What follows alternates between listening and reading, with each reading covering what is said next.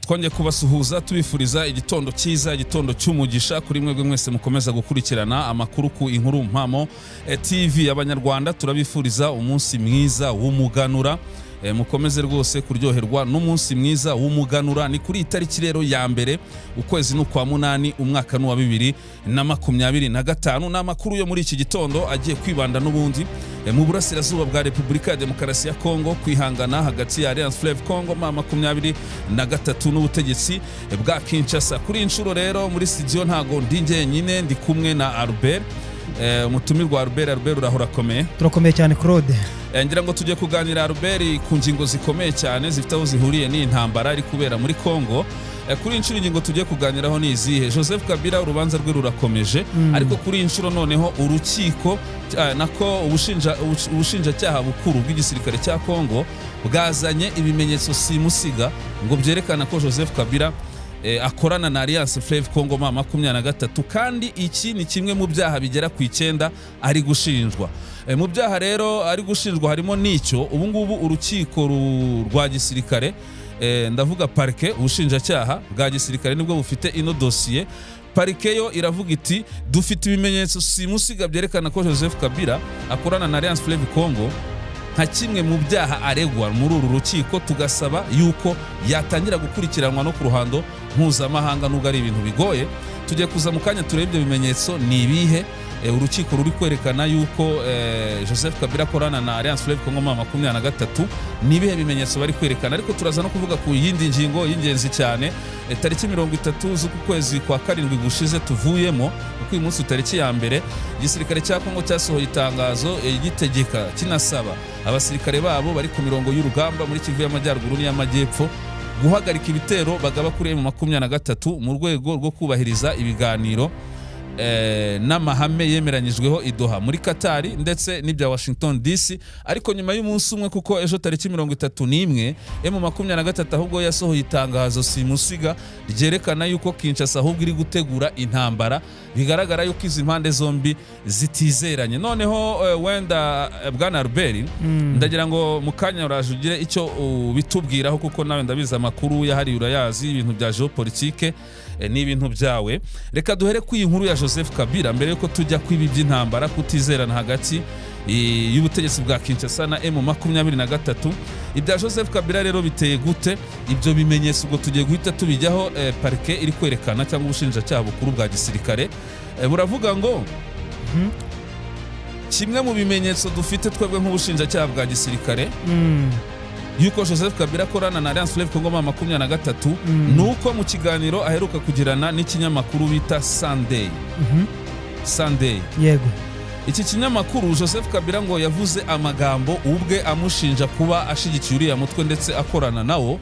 Amagambo agira aterero. Ngicyo gihe Joseph Kabila yaravuze ngo M23 ihagarariye inyungu z'abanyekongo, cyangwa se irarwanira inyungu z'abanyekongo. Impamvu M23 irwanira zihagarariye cyangwa se zisobanuye ibyo abanyekongo bifuza. Hano rero bakavuga ngo hano byagaragaye ko yashigikiye M23, kuko kuvuga ngo yego impamvu M23 irwanira zihagarariye ibyifuzo by'abanyekongo, ni ukuvuga ko uwo mutwe ubushigikiye. Yego. Joseph Kabila kandi ngo yabajijwe niba impamvu ze zituma rwanya ubutegetsi zaba zihuye n'iza Alliance Fleuve Congo cyangwa intego ze zaba zihuye n'iza Alliance Fleuve Congo MAA23. Icyo gihe ngo yavuze yuko rwose nta tandukaniro, kuko ibitagenda neza muri Congo ari byinshi, harimo tribalisme, kunyereza umutungo w'igihugu, mbese management itari nziza y'igihugu, kandi ngo ni nabyo Alliance Fleuve Congo irwanira. Yego. Birasa icyo gihe yavuze ko intego zisa. Hano bakavuga ati ibi ni ibindi bimenyetso byerekana ko akorana nayo. Hano rero ikindi kimenyetso cya nyuma baravuga ngo umugabo witwa Eric Nkuba ni umwe mu bantu bagiye kujoininga Alliance Fleuve Congo MAA23 ubwo Colonel Nanga yaramaze igihe gito agiyeyo abashinze iri huriro. Yego. Ariko aza gukora amakosa, ngiye mbyita amakosa, kuko yageze gutya ajya muri Tanzania, kandi Tanzania yarohereje abasirikare gufasha FARDC. Ubona yuko Tanzania n'ubundi ubona yuko nubwo icecetse itagivuga, ariko uko byagenda kose ubona isa nk'iri ku ruhande rwa Congo. Yagiye muri Tanzania rero, Tanzania iramufata, irangije imwohereza Kinshasa, afungwa nk'imfungwa ya M23 cyangwa se Alliance Fleuve Congo, ubwo numwe muri babandi 700 M23 iri gusaba. Ariko ngo ubuhamya uyu mugabo yatanze yavuze ko yumvishe Colonel Nanga bakiri muri Rucuru, akiri Rucuru, yumvishe Colonel Nanga avugana na Kabila. Colonel Nanga rero n'umukoordinateri wa Alliance Fleuve Congo mukuru. Kabila icyo gihe ngo yarakiriye ataragigoma. Yego. Niba Eric kuba nk'umuntu wa hafi wa Colonel Nanga yarumvishe Colonel Nanga avugana na Kabila kuri telefone kandi bavugana iby'imipango yo kurwanya ubutegetsi, ibyo nabyo ngo ni ikindi kimenyetso cyerekana ko Joseph Kabila akorana na Alliance Fleuve Congo cyangwa se yatangiye no gukorana nayo atarajya Goma. Ariko ibyo yavugiye ku kinyamakuru Sande yuko impamvu ya 23 irwanira zihagarariye n'izindi mpamvu z'abanyekongo, ati ibyo ni ikimenyetso agomba gukurikiranwa. Ubwo n'ubushinjacyaha bukuru bwa gisirikare. Ibimenyetso urabona bifite ishingiro? Ku ruhande rumwe ibimenyetso bifite ishingiro, ariko ku bwanjye ntago nemere ko bifite ishingiro. Giye gugura tubwira impamvu wowe ku bwawe ubona bidafite ishingiro, kuko ni ibyaha mu byaha 9 ashinjwa, harimo n'icyo kuba yaragiye gukorana n'umutwe urwanya leta wa Alliance Fleuve Congo no gufata Goma, kuko uyu mutwe niwe wafashe Goma. Ibyo rero ni ibimenyetso ubushinjacyaha bukuru buri kwerekana, wo kavuga ko wenda zidafatika cyangwa utazemera. Ariko noneho watubwira niba utazemera ni igiki noneho kiri gutuma bamushinja bino byaha cyangwa bazana bino bimenyetso? Ni ukuvuga ngo Bwana Claude, iyi leta ya Kinshasa ukuntu iteye, navuga yuko ibintu byinshi muri iyi minsi biri kuvugwa. Ahanini ushobora gusanga atari ubuyobozi bwa Kinshasa buri kubyivugisha ku giti cyabyo, ndetse n'uyu nguyu Joseph Kabila uri gukurikiranwaho n'ibi ngibi nawe ushobora gusanga nayo ibyo avuga, ibyo akora muri iyi minsi, ingenda akora atarize bwite zimuturutseho, nawe hari ikintu kimuri inyuma mu mugongo kiri kumukoresha ibi bintu. Ndagira ngo nkubwire Bwana Claude, ntago ibi bibazo biri mu burasirazuba bwa Congo bije uyu munsi wa none, ntago ari ibibazo bimaze iyi myaka 2 cyangwa 3 Claude. Twareba wenda gutangira igihe Joseph Kabila ari ku buyobozi guhera hariya muri za 2001 kugeza ubwo yavuyeho za 2019, sibyo? Urajya kureba iyo myaka yose yatambutse, ibi bibazo byari bisanzwe bihari. Hari hakiri bino bibazo, hari icyo gihe wenda ntabwo yari M23, yitwaga irindi zina, ariko mu by'ukuri ibyo bibazo byari bihari kandi icyo barwaniraga still now ntago cyahindutse, kiracyari ubu ngubu. Ubuyobozi bwa Congo cyangwa se leta ya Kinshasa yatangiye kuzana amagambo menshi cyane, ivuga yuko Kabila atari umukongomani wuzuye, ivuga yuko agomba gukurikiranwa mu nkiko, bavuga yuko ari umugambanyi. Ariko ibyo babivuze uyu munsi wa none, aho bari kubona yuko noneho urugamba rukomeye ya 23 ugomba gutakaza. Uyu Joseph Kabila nawe ari kwigira umwana mwiza, ari kwigira intama, ari gushaka kuvugira M23, avuga yuko ibintu isaba ari byo, avuga yuko ari mu ruhande rw'ibyisaba nawe yuko ari byo yumva. Ariko se w'imyaka 18 yose yatambutse katigeze abivuga. Yaranayirwanyije 2012 na 3 akora lobbying mu banyamerika, mu banyaburayi ngo bayotse igitutu isubire Uganda, abandi baza mu Rwanda. Bivuze iki rero? Tugiye kureba ku ruhande rumwe, ushobora gusanga muri aba bayobozi bose, baba ari leta Kinshasa iri uyu munsi, yaba ari Joseph Kabila usa nkaho yavuye ku buyobozi ku ruhande, ushobora gusanga bo ubwabo ku giti cyabo batanga uyu mutwe wa MAA23, cyangwa se batanga bano bakongomani bahunze bava muri kiriya gihugu bahungira mu bihugu bigiye bitandukanye byo kwisi. Ushaka gusanga ku mutima wabo nta kibazo, kubera yuko tugiye kureba hano mu burasirazuba bwa Congo, ni ibisozi biraho byambaye ubusa, bidafite abantu babituye, biraho ngaho hibereye inyamaswa, ubwatsi buraho ngaho batabikoraho.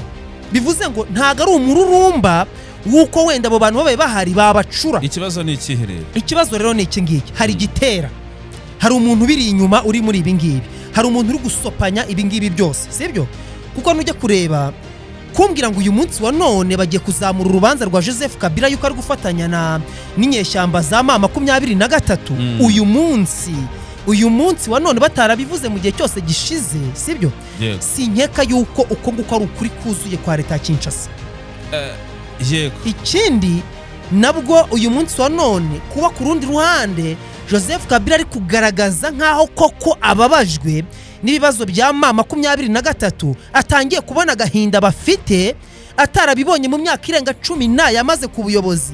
Nawe siwe hari undi muntu uri kumubwira ati actinga gutya, actinga muri ubu buryo. utarajya kure rero turi kubona ko abanyamerika Perezida Trump aheruka gutangaza ngo muri ariya masezerano bagiranye i Washington DC hagati y'u Rwanda na Congo, yaravuze ngo ariya masezerano yahaye Leta Zunze Ubumwe za Amerika ubushobozi bwo gucukura amabuye y'agaciro, igice kinini yabahaye access ku gice kinini cy'ubucukuzi bw'amabuye y'agaciro ya Congo. Urumva ko yo irerekana ko ibifitemo inyungu, yego, kuko nyine harimo aho bemerera Leta Zunze Ubumwe za Amerika gucukura amabuye y'agaciro kandi igice kinini.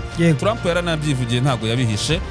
Kandi twabonye ko Amerika ariyo yaje muri iki kibazo kugira ngo ibahuze, ariko nayo itangire yadiru y'amabuye y'agaciro. Abo ngabo bavuze bashobora kuba bari gusunika Tshisekedi cyangwa banasunika Kabila, hari aho baba bahuriye n'abanyamerika ushingiye ku byo nkubwiye. Kugeza uyu munsi wa none, ubu ngubu kuri uyu munsi wa none, de patro w'ibyo byose ni umunyamerika uri gupusa. Mu minsi yashize kuri leta ya Kabila ku gihe cye guhera 2001 kugeza 2019, sibyo? Icyo gihe Kabila ntago umunyamerika yari arimo wese, ngira ngo twarabivuze ubushize. Icyo gihe hari izindi power zihari, cyane cyane power z'abashinwa ndetse na power z'abarusiya.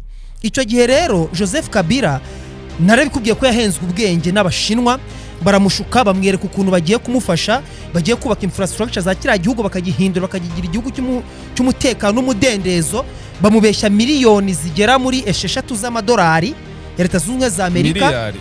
Ni miliyari, uri kumva? Barangije 3 ngo zizajya mu bikorwa remezo, izindi 3 zizajya mu bucukuzi bw'amabuye y'agaciro. Icyo gihe Amerika yararebaga, ariko yari ifite umuvuno w'uko n'ubundi izagaruka mu isura nshyashya, kuko Amerika yaribonaga yuko n'ubundi biriya bibazo bitazarangira.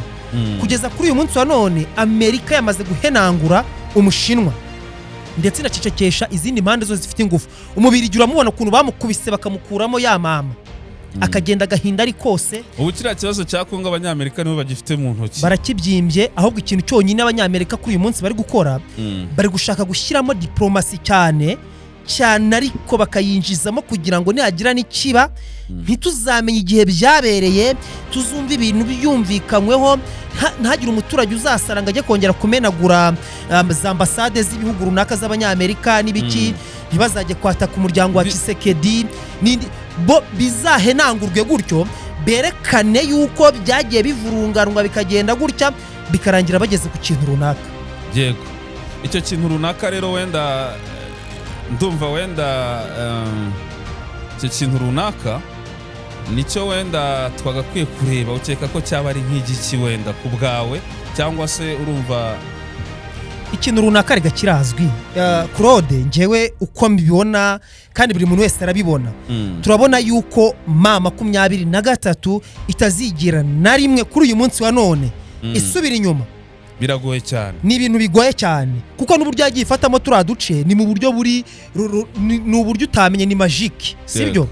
Bivuze ngo rero uyu munsi wa none MAA23 ibintu byose biri kuza biyituraho buri kuyikomeza kuruta kuyinaniza cyane, kuko yamaze kubaka ingufu nyinshi cyane. Erega ntiwibagirwe ko n'abanyamerika aribo basabye Tshisekedi bamwotsa n'igitutu atiganira na bariya bantu. Yes, yagiye abajyaniye amabuye y'agaciro, ati ndabaha amabuye y'agaciro mumfashe kubarwanya, bahita bamubwira ati ahubwo ganira nabo.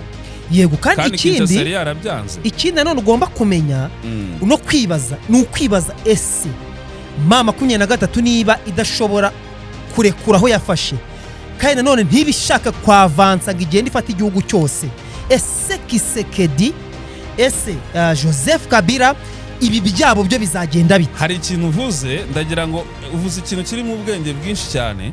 Buriya hari igihe umuntu avuga ijambo ngiye nkakuramo ikintu nkuyemo ko icyo kintu uvuze. Uravuze ngo sorry, ka gripe ntago kaba koroshe. Ati MAA23 bigaragara ko itazava mu bice, ariko nta nubwo ishaka kurwana urugamba rwihuse ngo ifate Congo yose. Colonel nanga komeza kuvuga ngo bazagera Kinshasa, ariko wareba mu myaka 4 bafashe ibice byinshi muri Kivu y'amajyaruguru n'iy'amajyepfo, ariko hose ntibarakavaringa. Urabona ko bameze nkaho nta kintu kibihutisha, cyangwa se hari uduce runaka bashaka gufata two mu burasirazuba. Urebye kuri tera uburyo barwana mu myaka 4, ubona ko nta gahunda yo kujya Kinshasa bafite. Kubera iki? Nuko mu mbaraga z'igisirikare n'umuvuduko ibyo M23 yarabyerekanye ko ibishatse ikabitegura igashaka abarwanyi bo iranabafite n'intwari razifite, ariko ndavuga gutegura ishobora kugenda ifata uduce agace ku kandi umunsi ku munsi FARDC itabasha kuyihagarika. Twarabibonye ingero zirahari, ariko wajya ubona ko irwana igahagarara ikarwana igahagarara hagahita hazamo na bya bindi bya diplomasi wari uri kuvuga bigatinza urugamba, ku buryo ubona ko kuva intambara yatangira 2021 nta gahunda yo kugikinshasa ihari, bitewe nuko mu 23 urabona ko irwana ubona idashaka kwihuta nk'ushaka kujya gukuraho ubutegetsi cyane. Umuntu urwana yihuta ashaka kujya gukuraho ubutegetsi biba bigaragara, yego hari uburyo bigaragara, ariko urebye M23 buryo iri kurwana ntago ishaka kwihuta ng'igikinshasa, ahubwo ifite ubuce igambiriye gufata nk'uko wabivuze, nk'uko wari ubivuze, kandi no gusubira inyuma biragoye. Kandi ikindi buriya nkubwire bwana Claude, abantu bose kuri uyu munsi umuntu wese ufite ubwenge abasha kureba akanatekereza akareba ibintu. Niba twarabonye mu ntambara MAA23 yahuriyemo na leta ya Kinshasa, tukabona n'imitwe yose ndetse n'abambari bose bari ku ruhande rwa Kisekedi, tubona ko bari benshi kandi bafite n'imbaraga. Niba twarabonaga SADC yari ifite ibihugu bingana kuriya biri inyuma, ndetse tukabonamo n'igihugu gikomeye cyane nka South Africa iri ku mwanya wa mbere muri Afrika mu bihugu bifite igisirikare gikomeye cyane. Igihugu nka kiriya gikora intwaro muri Afrika kiri mu bihugu bikora intwaro, igihugu kiremere, ariko wajya kureba ukabona ukuntu South Africa yavuye yimanitse amaboko, yavuyeyo nta kintu na kimwe icuye, ukabona umucancuro ukuntu yagiye bamukora mu matama, urabyibuka za FDL ba koloneli ba generali Gakwerere bakaza bose bamwawe. Umuntu wese warwaniye muri ya mujyi wa Goma yahuye n'ingaruka. FARDC ingabo za leta zigafatwa zose, ubuzahindutse abarwanyi ba M23 n'ibitwaro byose Kisekedi yari yaraguze akabyohereza mu mujyi wa Goma, M23 irabyifatira. Niyo mpamvu rero buriya M23 ifite diplomasi ikomeye cyane iri ku rwego rwo hejuru, bitandukanye na biriya yagiye ifashwa n'abangaba ba Corneille Nanga, yagiye ifashwa n'abangaba Joseph Kabila ku giti cyanjye ndabivuga, n'abandi bandi ndetse n'ibindi bihugu bindi byiyumvamo uriya mutwe wa MAA23. Ibyo bihugu akenshi ni nkubwiza ukuri, turebye kuri raporo wenda se yabibumbye yagiye ikora igaragazamo bimwe mu bihugu iranabimentioninga amazina aho ngaho. Wenda reka nze nkwereke, nta nubwo ari ukuvuga ngiki muri aka karere hamaje kuzamo bloke. Iyi ntambara ya MAA23 yatumye hazamo ibice. Hari ibihugu ubona yuko muri aka karere, ndavuga Burundi, ushiremo nka Tanzania na biriya bihugu byo muri SADC bishigikiye Kinshasa mu kurwanya M23, kuko abarundi baracyari no muri Congo bararwana na M23. Bishigikiye Kinshasa mu kurwanya M23, nuvuga ngo ntibashaka kumva impamvu uyu mutwe utanga utuma barwana, ntibashaka kuzumva harimo uburenganzira bw'abavuga ururimi rw'ikinyarwanda. Izo ntibazumva, cyangwa se niba banazumva barazirengagiza, ariko bagashigikira ubutegetsi ku nyungu wenda babifitemo. Ariko nujya kureba igihugu nk'u Rwanda, Uganda, Kenya na Sudani y'Epfo, nabo bumva impamvu abavuga ururimi rw'ikinyarwanda barwanira. Bemera ko ari abanyekongo bavuga ururimi rw'ikinyarwanda ariko batotezwa bakitwa abanyamahanga, bityo ko ikibazo cyabo guverinoma ya Kongo yagakwiye kugikemura. Museveni yarabivuze, Perezida w'u Rwanda yarabivuze, Paul Kagame na Ruto yarabyivugiye. Wenda uwo ntarumva neza ni Salva Kiir, ariko amakuru yerekana ko burya na Sudani iri mu uwo murongo cyane. Ivyo ngibyo rero byerekana bloke mu karere. Bamwe bumva impamvu M23 irwanira, kandi izo ni imbaraga kuri diplomasi na politiki ya M23. Kuba hari ibihugu byo mu karere bivuga ngo hari abantu barwanira uburenganzira bwabo bw'abanyekongo, kandi bagomba kumvwa bagahabwa uburenganzira bwabo.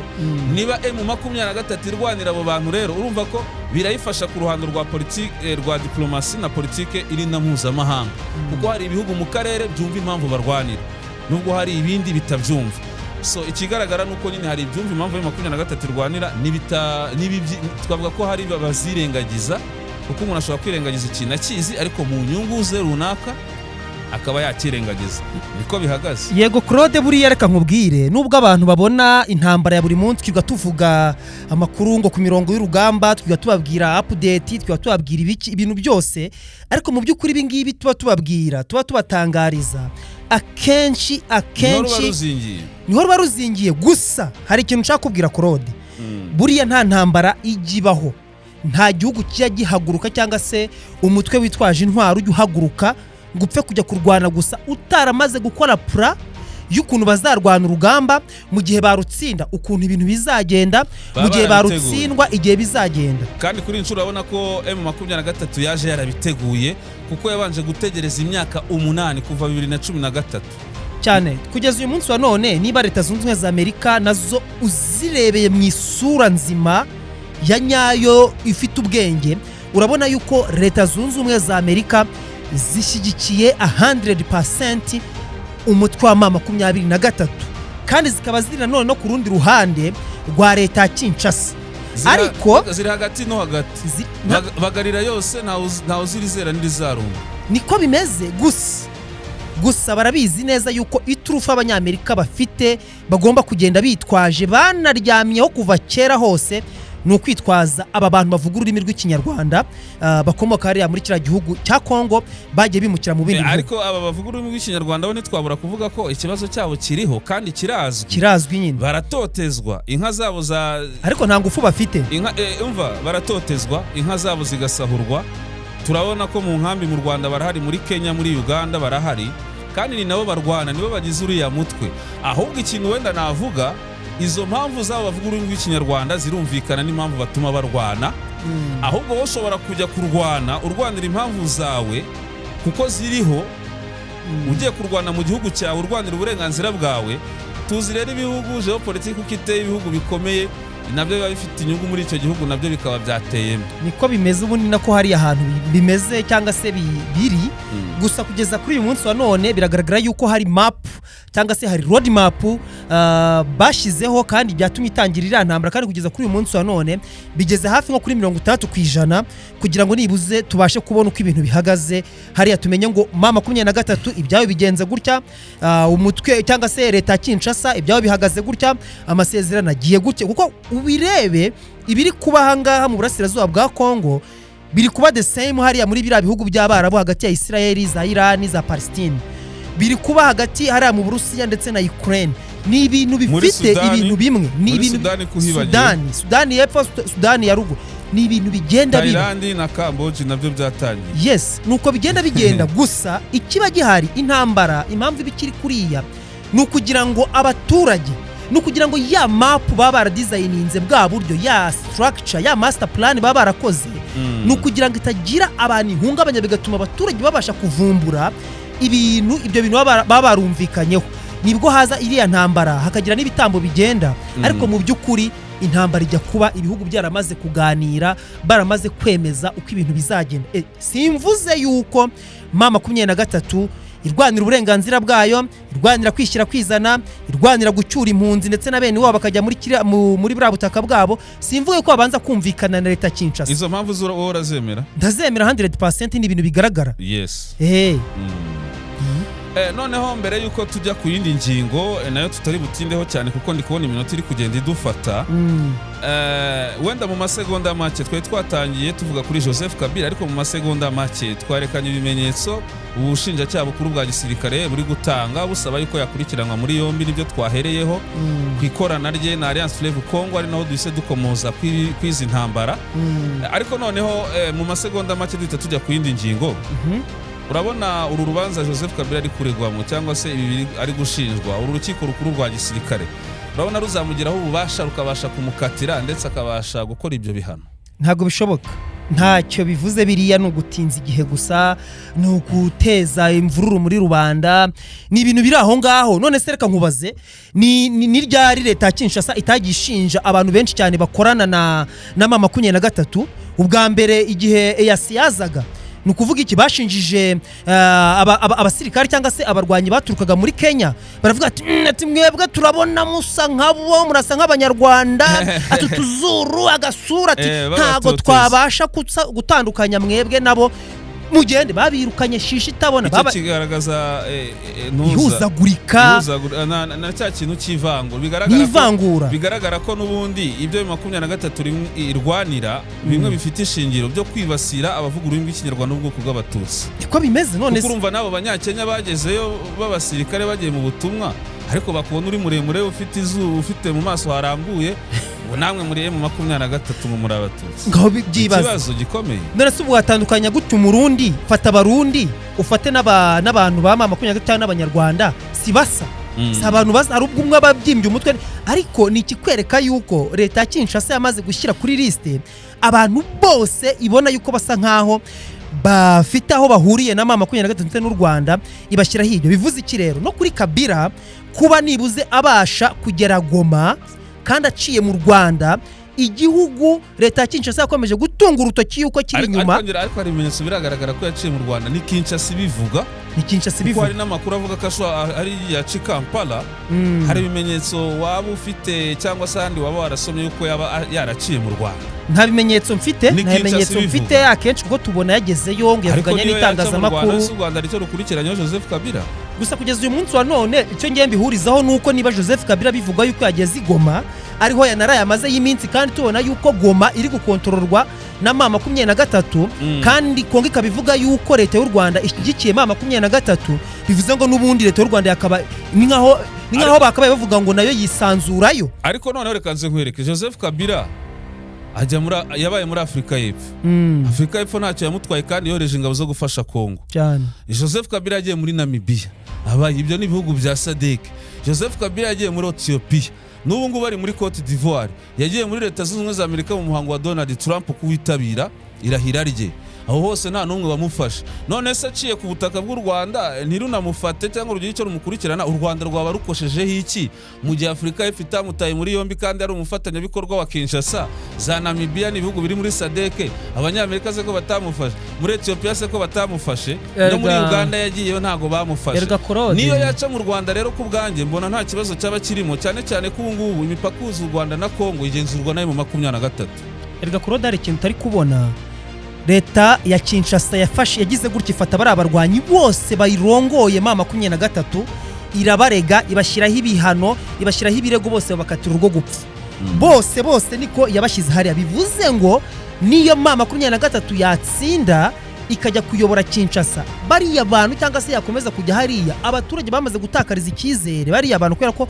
urukiko rwarabakatiye n'abanyabwa yabashize icyasha ariko umuntu usigaye bageze ku butegetsi ndumva ibyo n'ibyo babikuraho ariko kugeza uyu munsi wa none ntabwo barajyaho baracyari icyasha yuko bakatiye burundu kandi no mu muryango mpuzamahanga cyangwa se muri politiki biragaragara yuko kuba ari abantu ku butegetsi bwa Congo barakatiye n'abanyabyaha bivuze iki rero umuntu usigaye ni abanyabyaha kuko Kongo ibita abanyabyaha ariko se ugiye kureba mu kuri ni abanyabyaha koko abantu barwanira uburenganzira bwabo erega ntago amagambo yonyine akora ni ukuvuga ngo niba igihugu nyine cyaguhannye cyavuze yuko uri umunyabyaha ibintu bimeze gutya na gutya cyanagukatiye ubutabera bw'igihugu bwabyemeje bwakasa urubanza ubu uri umunyabyaha muri icyo gihugu reka noneho duhite tujya kwinkuru ndabona dusigaranye iminota mike iminota 3 reka banze nyisome ni umutwe wa M23 wamaganye wivuye inyuma leta ya Repubulika ya Demokarasi ya Congo uvuga ko ikomeje ibikorwa by'ubushotoranyi nyamara impande zombi zaremeranyije gutanga agahenge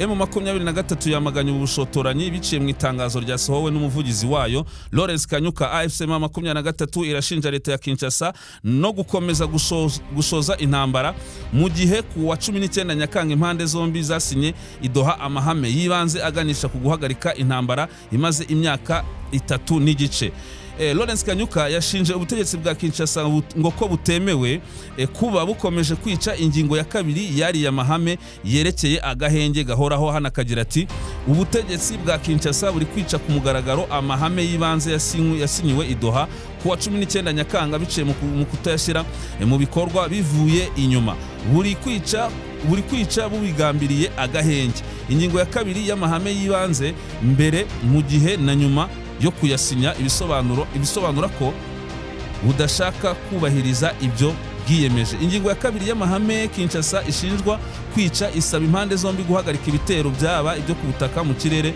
ndetse no mu mazi iyi ngingo cyo kimwe n'izindi zikubiye muri ari amahame zakagombye kuba zarashizwe mu bikorwa bitarenze ku wa kabiri tariki 29 Nyakanga umunsi narengwa impande zombi zari zihaye icyakora bitandukanye n'ibyasinyiwe idoha Kanyuka yagaragaje ko ibitero biri gukorwa n'ihuriro ry'ingabo z'ubutegetsi bwa Kinshasa n'abafatanyabikorwa bazo bo mu mahanga birerekana umugambi wateguwe mbere w'intambara birerekana umugambi wateguwe mbere. Uyu mugambi ukaba ari uw'intambara ku rugero runini, niko Lawrence Kanyuka akomeza kugenda byerekana. Yavuze kandi Congo hagati ya tariki 16 na 17 Nyakanga kuba ingabo z'u Burundi zaroherejwe ahitwa Ruvungi ndetse na Rubarika mu ntara ya Kivu y'Amajyepfo bishimangira uriya mugambi w'intambara. Kanyuka yakomeje avuga ko kuva kwa 17 kugeza kwa 18 Nyakanga uduce turimo Mumazi, Kirumba, Masango, Binenge na Kifuni hari ananisomye nabi. Uduce turimo ahitwa ku mazi cyangwa se mu mazi, Kirumba, Masango, Binenge na Kifuni natwo twoherejwemo ingabo nyinshi cyane kugira ngo zigabe ibitero mu gace gatuwe n'abaturage benshi nka Gahororo. Kuwa 18 Nyakanga kandi ngo ihuriro ry'ingabo za leta ya Kinshasa zasenye abaturage ndetse zisahura amatungo arenga 150 ahitwa Kawera ndetse zinakomeretsa bikomeye umwe mu borozi baho witwa Kazehe.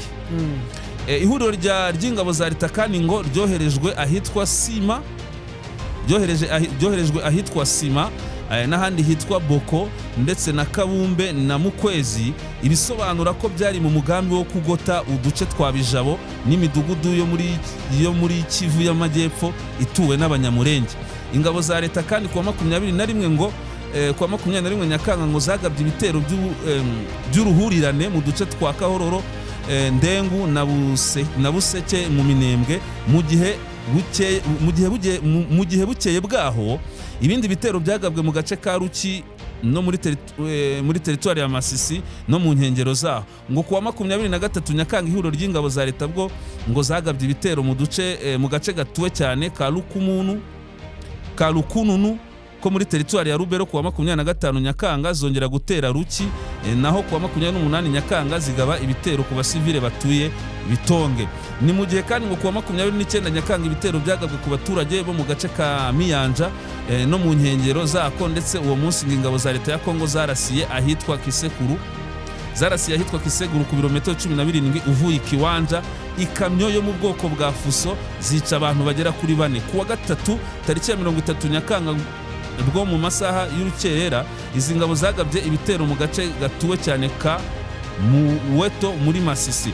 MAA23 rero ivuga ko nubwo Kinshasa ikomeje kugaba biriya bitero, yo igitsimbaraye ku ihame ryayo ry'uko ibibazo biri muri Repubulika Demokarasi ya Congo bikwiye gukemurwa mu buryo bwa politike, hibandwa ku mpamvu muzi y'amakimbirane ari muri iki gihugu. Yateguje kandi ko igomba gukomeza kurinda abaturage ibitero bya Kinshasa, by'umwihariko ikajya kuzimiriza umuriro ku isoko yawo.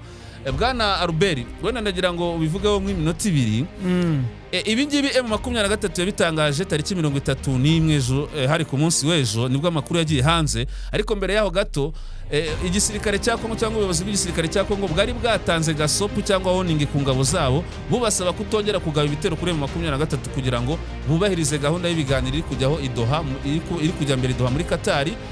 Yanashizeho amahame agena aka gahenge hagati ya MAA23 na Kinshasa. Urabona ari nduri kwigiza nkana hagati ya MAA23 na Kinshasa. Rero umuntu uba wigiza nkana njyewe ku bwanjye mbona yuko ari Kinshasa, kubera yuko niyo twakunze kubona yuko idafite organisation muri structure y'imiyoborere y'igisirikare cyabo, ko twagiye tubona kenshi. Urabona nka Wazalendo kare mu makuru ya kumanywa yatangaje uvuze yuko Wazalendo yananirangwa gukorana n'ingabo z'u Burundi, kubera yuko Wazalendo yitwara ukwayo nta bantu bari aho ngaho bagwirirana. Ahubwo kivuze gutyo banatangaje nyuma ya FARDC itangaje ko abasirikare batemerewe kugaba ibitero kuri position za 23. Abo muri Kivu y'Amajyepfo bahise bavuga ati twebwe ibyo ntibitureba, ibiganiro ntibitureba, ati tuzarwanya mu 23 kugeza ivuye ku butaka bwa Congo, nizo nshingano zacu. None subwo ngubwo urumva bayobowe nande? Urumva hariya nta muntu uyobora undi. Wabonye yuko rega buriya nuko n'abasirikare barihangana kuba umusirikare adahembwa kandi asabwa umusado wo kujya kurwanya haduyi, kuba atabwirwa amakuru, kuba hari communication channels zigiye zitandukanye bamwe na bamwe batagira access, kuko wabonye yuko no gufata Goma hari abasirikare benshi ndetse harimo n'abakuru muri leta Kinshasa cyangwa se muri FARDC batamenye ibyabaye. Bagumye bararwana kumba abandi barigendeye barenda babafata baranwigiza barabatwara. Bivuze ngo rero bariya ntago communication channel zabo zihura neza 100%.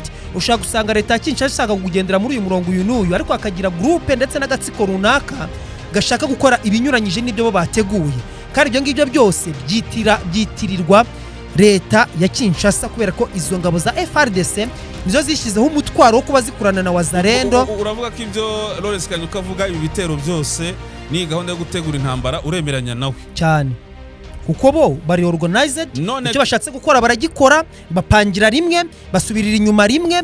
Iyo amahanga yavuze ati muhagarare, nabo bitewe nuko babyumva barahagarara, basubira inyuma metero babasabye, bo barabyemerewe. Kuki noneho babitangaje kandi imbere yaho FARDC yari yavuze ko yisubiyeho igiye guhagarika ibitero yagabaga kuri M23? Ni itangazo ryaciye kuri Telegrame, imyanzuro yafashwe na Etat Major ya FARDC ati nta bitero bigemerewe kugabwa kuri M23 ko turi mu biganiro. Hashize umunsi umwe M23 aho bitangira gusohora ayo matangazo ngo bari kutugabaho ibitero, wabonye ko yahereye kuva tariki 10 na zingahe kugeza kuri 30. Kuki M23 yahise isohora iryo tangazo kandi FARDC yari yavuze ko yahagaritse ibitero byo kubagaba? Kuvuga ni kimwe no gukora ni ikindi. Nakubwiye yuko hariya muri leta ya Kinshasa yifashishije abantu benshi cyane batandukanye, harimo imitwe y'intwaro iri hariya yose, imitwe yitwaje intwaro iri hariya ku butaka bwa Congo, harimo izo za wazarendo, harimo FDLR, harimo Codeco, harimo imitwe myinshi cyane, kandi yose ifasha leta ya Kinshasa kugira ngo nibashe kubaho. Bivuze iki rero? Ndetse na bamwe mu baturage bifitiye intwaro zaba ku giti cyabo, abo bose umuntu wese ufite intwaro kandi yahawe na leta yemerewe kuyikoresha icyo ashaka mu gihe nta tegeko rihari kandi rihamye, kandi bari no kuzikoresha no mw'iki gihe cy'agahenge. Bivuze iki rero? Leta bari kuzikoresha kandi barwana ku ruhande rwa leta. Ubwo nyine wamaze kubyumva, ntago bashobora gukontorora abantu bose cyangwa imitwe yose. Niba ingabo za leta bwite zatojwe, zihembwa, zigendera ku itegeko, zo zibyemera zigatuza, ntago wazarendo batoraguye ejo mu gitondo na FDLR iri aho ngaho ntago bazabyemera. Niba bashaka gukaba kari agace kari hariya bakabasha gukuramo utuntu runaka bakeneye, bazakoresha za mbunda barase bagende babikora. Icyo gihe M23 ntago izagutandukanya wazarendo, FDLR, Codeco n'ibindi, izashinja leta ya Kinshasa. Ni za ngabo, ni babarwanyi bari mu ihuriro rirwana ku ruhande rwa Kinshasa, ibifate nk'ari Kinshasa. Nuko bimeze. Albert, reka ngushimire cyane. Urakoze cyane Claude. Iki kiganiro reka tugisoreze hano, dushimira abakunzi ba Inkuru Mpamo TV aho muherereye mu bice byose bitandukanye. Ndagira ngo nongere mbabwire yuko ibitekerezo byanyu turabishima cyane, comment zanyu, abatugira inama ndetse n'abaduha inyunganizi ni inyamibwa rwose. Mukomeze muduhe comment zubaka cyane cyane, ariko nizo dukeneye, comment zubaka, ubundi ibintu birushaho kugenda neza. Tunabasaba gukora subscribe kugira ngo mudufashe kwagura uyu muyoboro wa Inkuru Mpamo TV, nakwe tukabazajya tukomeza kugenda tubashakira ya makuru y'imbere ku mirongo y'urugamba, itegurwa ry'imirwano, intambara za politiki na diplomasi zifite aho zihuriye ni intambara. Twebwe rwose no murongo dufite, tuzajya tubaha makuru y'imbere kandi atari ivumbi, yizewe. Mukore na share rero bino biganiro mu bisangiza abandi, mukore like, ibintu birushaho kugenda neza. Ngiye ari Claude, nari kumwe na Albert nk'umutumirwa. Turaza gusubira mu yandi makuru akomeza guca hano ku Inkuru Mpamo TV, tubagezaho amashya noneho ari kuvugwa. Ese imirwano kuri inshuro yongeye kubura? Ese n'ibiki biri kuvugwa muri politiki na diplomasi bifite aho bihuriye ni intambara? Musigarane amahoro y'Uwiteka kandi nkomeza kubifuriza umunsi mwiza w'umuganura.